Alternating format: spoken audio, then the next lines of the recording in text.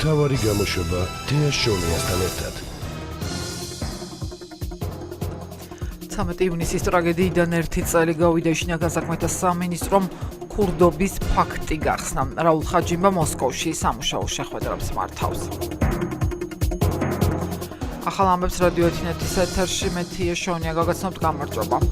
მოსკოვში სამუშაო ვიზიტის ფარგლებში რაულ ხაჯიმბა რუსეთის პრეზიდენტის თანაშემწეს ვლადიმერ სურკოვს და უსაფრთხოების საბჭოს დივანს რაშიდ ნურგალიევს შეხვდა აფხაზური მედიის ცნობით შეხვედრაზე სოციალურ-ეკონომიკურ სფეროში აფხაზეთ რუსეთის თანამშრომლობის საკითხები და 2015-17 წლებში საინვესტიციო პროგრამა განიხილეს.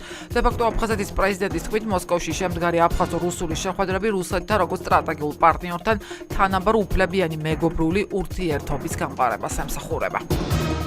შინაგან საქმეთა სამინისტროს სამეგრელო ზემოსვანეთის ზუგდიდის რაიონული სამმართველოს თანამშრომლება ჩატარებული ოპერატიულ სამძებრო და საგამოძიებო ღონისძიებების შედეგად 1974 წელს დაბადებული კობაპო ქურდობის ბრალდებით ხობში აიყვანეს. გამოძიებამ დაადგინა, რომ ბრალდებულმა ზუგდიდის რაიონის სოფელ ჭიტაწყალში თანამზრახველებთან ერთად ფარულად შეაღწია ერთ-ერთ კერძო კომპანიის საწყობში და მათ საწინააღმდეგოდ დაეუფლა სატვირთო ავტომანქანას, რომელიც სხვადასხვა დასახელების ალკოჰოლური სასმელით იყო დატვირთული. გამოძიება ქურდობის ფაქტზე მიმდინარეობს.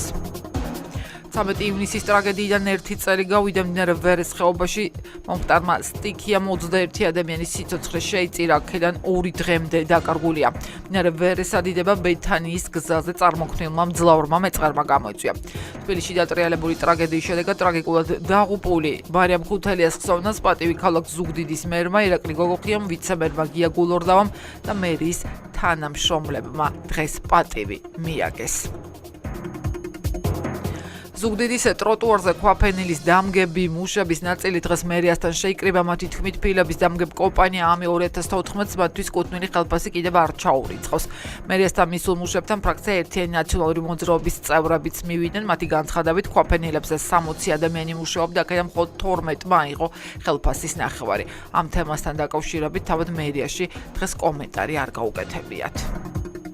ზუგდიდის მუნიციპალიტეტის საკრებულოს თავმჯდომარე ლაშა გოგი ამავე საკრებულოს წევრის ნაციონალური მოძრაობიდან ზვია ჯგერენაიასგან ბოდიშის მოხდა სიტყვა. შესაბამისი განცხადება მან საკრებულოს დღევანდელი სხდომის დამთავრების შემდეგ გააკეთა. მისი თქმით, ოპოზიციური პარტიის წევრმა საკრებულოს აპარატის ერთ-ერთი თანამშრომელი სოციალურ ქსელში უცენზურო სიტყვებით მოიხსენია და შეურაცხყოფა მიაყენა, რის გამოც მან ბოდიში უნდა მოიხადოს. განცხადების ადრესატი ჯგერენაია დღევანდელ სხდომას ოჯახური პრობლემების გამო არ ესწრებოდა. ცნობისთვის საკრებულოს წევრი ზვია ჯგერენაია Facebook-ის პირად გვერდზე კორცხელის ინციდენტს გამოიხმაურა, სადაც მან მომხდარზე და შემდეგ განვითარებულ მოვლენებზე პირადი მოსაზრება გამოაქვეყნა. ამ პოსტის ბოლოს მას საკრებულოს თანამშრომელი მერი შენგელაია უცენზურო სიტყვებით მოიხსენია.